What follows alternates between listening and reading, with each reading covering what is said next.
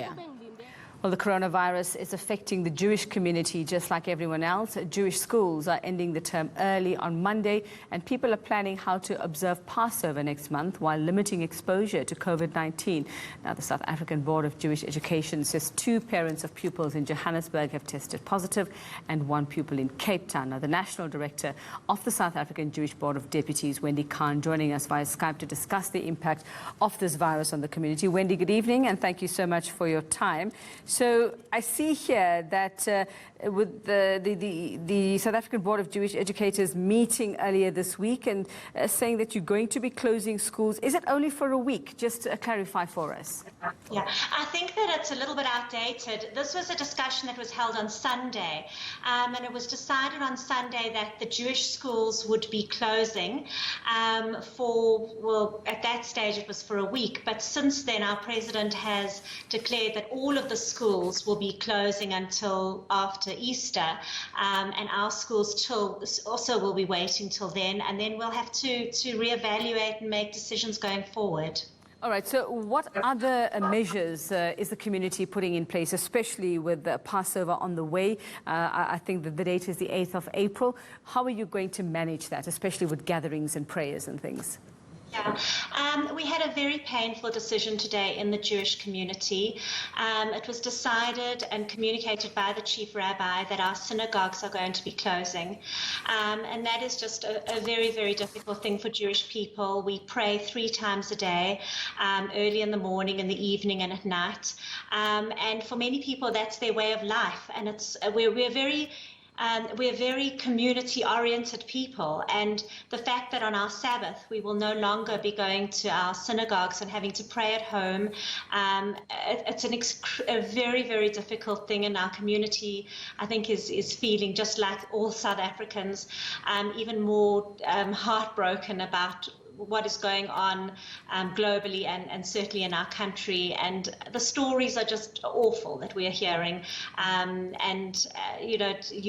just listened to the students from the university.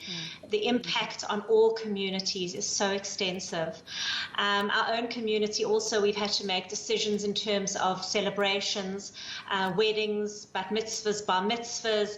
All of these celebrations are now, many of them have been cancelled, many of them have been postponed,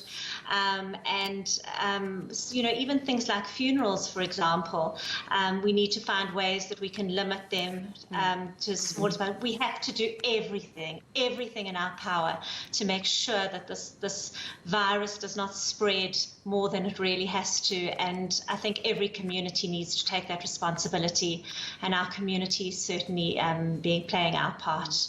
So what is the exact advice you've given to the community, especially during these particular celebrations? Are they just to celebrate or observe them with just their immediate family in their homes and not get together with other relatives? Well, as I mentioned, we will no longer be going to synagogues, so the prayers will be done at home alone. And our community has big, festive, family-oriented Pesach meals, and of course they're educational, and it's really one of the highlights of our Jewish calendar. And this year, yes, we will be limiting the numbers. The other area that we're looking at is trying to not bring children into the proximity of adults. We know of elderly people. That's something else that we as a community are going to need to find ways around. It's going to be a very sad Passover this year, but I suppose it's going to be a sad Easter, and every community is going to have to find ways to get through this and to keep our sanity and to keep our humour and wherever possible to look after the people around us, because we're very worried not just about the Jewish community but about the impact that this is having on all South Africans, because this is a South African problem and we need to find South African solutions. Indeed, and a global one at that, Wendy. So are there any restrictions? I mean, in the event, like we say, you know of a few cases there of parents and then pupils who've tested positive as well from the Jewish community. Are there restrictions? Would quarantine, be a problem? Are there specific conditions that this must be done under for these people? We have gone on a massive campaign within our community to stress the importance of self-quarantine and to make sure that people who have traveled from overseas or people who have come into contact with somebody with COVID-19 are maintaining strict self-quarantine conditions. We've actually set up an online platform within the Jewish community on an educational level to explain why this is so important and how people should go about doing this, the self-quarantine, and how children should be included in self-quarantine, because they are really, they can be carriers and quite, and because you don't know that they're asymptomatic, which makes it even more dangerous. So we really have gone on a campaign.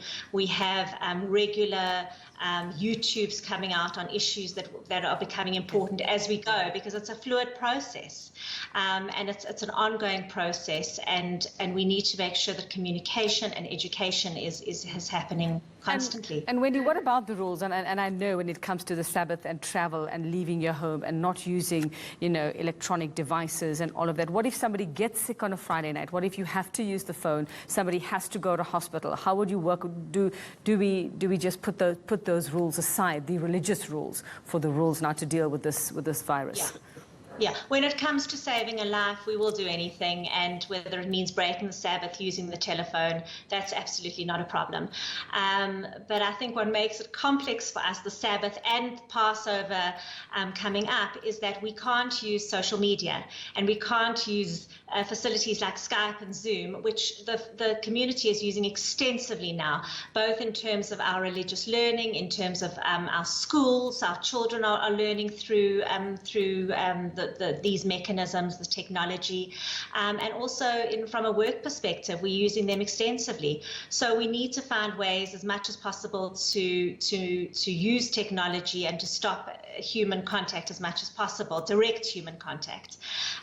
But at the same time, on these Sabbaths, we don't have the access to that, which makes it quite a lonely solo experience. All right, thanks very much for that. We wish you all the best. Wendy Khan, South African Jewish Board of Deputies Director.